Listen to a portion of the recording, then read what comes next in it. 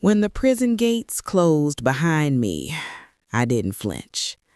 I'd already stopped reacting to the sound of endings. People think it's the bars or the clanging doors that break you, but it's the silence that comes after, the kind that presses against your chest and tells you you belong to no one now. I was 59 when they sentenced me. No one sat in the courtroom that day for me, no family, no friends, not even the lawyer I once called a friend. They read the verdict, the guards took my wrists, and just like that, the world I'd spent a lifetime building folded into a gray jumpsuit and a number stitched on my chest. The first week inside, I barely spoke. I learned the rules fast. Keep your head down, keep your words few, keep your heart smaller than your cell.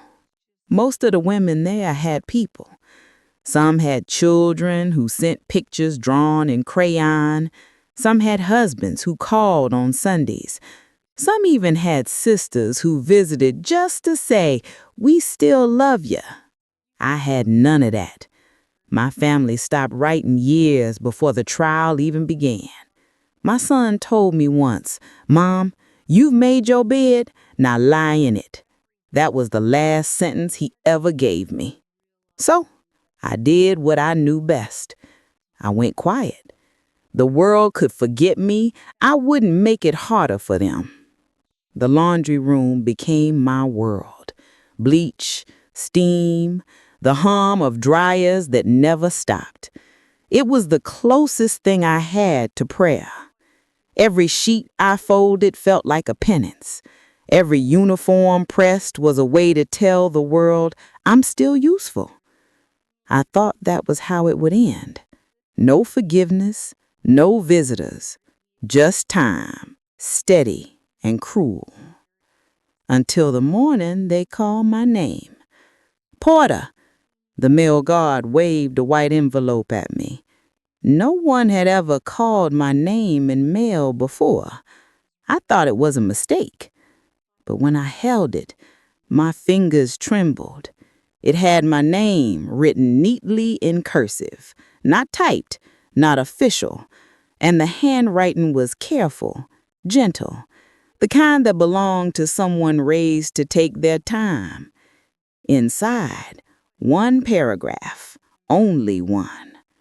"You don't know me, but I know what you did wasn't all your fault. I know who you were before it happened, and I think you deserve to be remembered that way." No name, no signature, just words, quiet, kind, impossible. That night I read it until the paper grew soft in my hands. In this place, kindness feels heavier than concrete, and for the first time in years, I didn't feel invisible. Tell me in the comments, have you ever received something so unexpected it made you believe in goodness again? I didn't know who sent it, I didn't know why, but that letter became my proof of life. And for the first time since I walked into that cell, I started to wonder if my story wasn't over after all. The day after that last letter arrived, the air in the cell block felt different, like a storm coming, but without thunder. Everyone else was loud at breakfast, but I could barely touch my food. My hands kept reaching for my chest, as if trying to calm a heart that wasn't sure if it wanted to break or believe. By noon, a guard came to my door. "Porter," he said, "chaplain's office. Bring your ID." My stomach turned cold. No one gets called to the chaplain's office without reason, and I didn't know whether mine would be mercy or punishment. The hallway was long, lined with windows that turned the Texas sun into stripes of white light.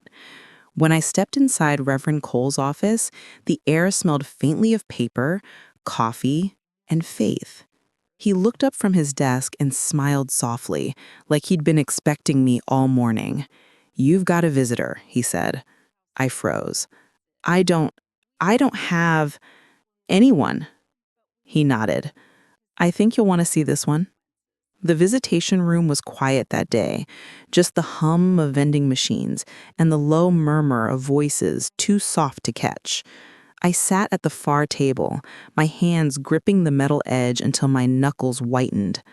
Then the door opened, and time stopped. He was older than I remembered, but I'd known those eyes anywhere. Samuel, the man whose wife had died in the accident that ruined both our lives. He stood there for a moment, unsure whether to sit or turn around, and I couldn't breathe. All those years I'd imagined this moment, and every version of it ended with him angry, shouting, demanding something I could never give back. But when he finally spoke, his voice wasn't full of rage. It was gentle, tired, human. He said, "I've been the one sending the letters." The world tilted. For a second, I thought I might faint. My hands shook so badly I had to press them into my lap. I whispered, "Why?" He sighed. "Because forgiveness is harder when you never try, and I was tired of hating someone who was already punishing herself." He looked older now, his hair more silver than brown, his face marked with the lines of a man who'd lived too long with silence. He took a photo out of his wallet, a picture of his wife, smiling in the sunlight, and next to her, a younger version of him with his arm around her shoulders.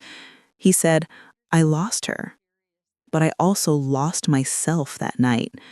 I thought if you were locked away, I'd feel lighter, but all it did was keep me in another kind of prison." I wanted to say I was sorry, but those words never feel enough. They're too small for the weight they're meant to carry. Instead, I said, "I never stopped seeing her face. Every night, every year." He nodded slowly. "That's how I knew you were still human." We sat in silence after that, not the punishing silence of a cell, but the kind that feels like forgiveness taking its first breath. When he finally spoke again, his voice was steady. "I wanted you to know something before I go. She forgave you." I looked up, confused. How could she?" "She did it the night before she died," he said softly. "She was always better at grace than I was. She said, 'Tell her not to waste her life trying to repay a debt that mercy already covered.' Tell me in the comments, have you ever been forgiven when you knew you didn't deserve it?" I cried then. Not the kind of crying that makes noise. The kind that just empties you quietly until you can breathe again. Samuel reached across the table and placed something in my hands. A folded letter, worn from being read too many times. He said, "I think this one belongs to you." When I opened it, my heart stopped. It was her handwriting, his wife's.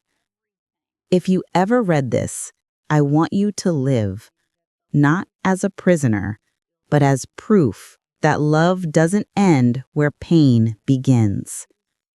When he stood to leave, he smiled for the first time. He said, "I think you've already done your time, June. Maybe not by the law's standards, but by the heart's." And then he was gone. The guards opened the door, the light from the hallway spilling across the floor like grace itself. That night, I didn't sleep.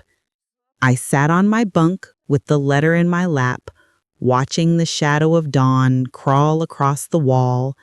And for the first time since the day I arrived, I didn't feel trapped. Not by these walls, not by the past, not even by my guilt. Just free, quietly, deeply free. That night, after Samuel left, I sat awake until morning. The letter, her letter, lay in my lap. The ink faded, the corners soft from time. I must have read it 50 times before dawn. Every word felt like it had been waiting for me. For years, I had been living as though forgiveness was something you had to earn. Now I realized it was something you had to accept. And that was harder, much harder. Weeks passed, but the air around me changed. It wasn't just that I smiled more. It was that I stopped hiding from my own reflection in the metal mirror above my sink. I started helping the younger women with their letters, those who couldn't find words to send home. We'd sit by the laundry carts, folding sheets, and I'd help them say what they were too afraid to say out loud. One girl, barely 20, asked me once, "Why do you care so much about letters?" I smiled, because sometimes one letter can save a life. Reverend Cole noticed too. He'd stop by now and then, leaning against the doorframe with his gentle smile. "You seem different, June." "I think I finally learned how to breathe again." He nodded. "Maybe you were holding your breath for forgiveness." "Maybe I was," I said softly. 3 months later, I got a notice from the parole board. I had been denied twice before, but this time something inside me told me to hope. Not for freedom, but for the chance to step outside the story I'd trapped myself in. On the morning of the hearing, I carried one thing with me: the letter. When they asked me what I learned, I said, I learned that punishment isn't always in the sentence. Sometimes it's in the silence you keep long after it's over. But forgiveness is what lets you start living again. 2 weeks later, they called my name. "Porter, pack your things." I thought I was dreaming. I was 63 when I walked out of that gate. The same sun that burned my face on the day I was arrested felt different now, warmer, softer, like it was welcoming me home. Samuel was waiting outside, not with flowers, not with a smile, just standing there quietly, holding a small envelope in his hands. "This came to my house," he said. "It's from the Department of Records. They said it was something she'd written the week before the accident." He handed it to me. Inside was a single line, written in her graceful handwriting. "If we never meet again, may my forgiveness find her first." Tell me in the comments, have you ever felt peace, not because something changed, but because you finally did? That night, I rented a small room outside Austin. It was quiet, with a porch that faced the sunset.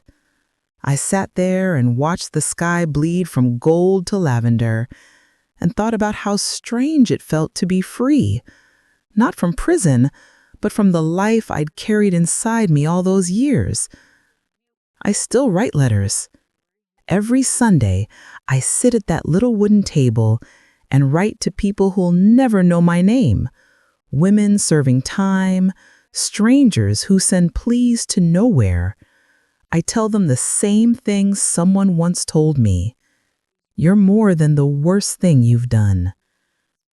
Sometimes when the wind moves just right, I can almost hear her voice, soft, kind, the way you imagine light might sound. And I whisper back, "I didn't die in that prison. I lived because you forgave me." Because here on True Life Stories, we don't just tell stories, we remember them. Subscribe, stay with us, and help the silence end one true story at a time.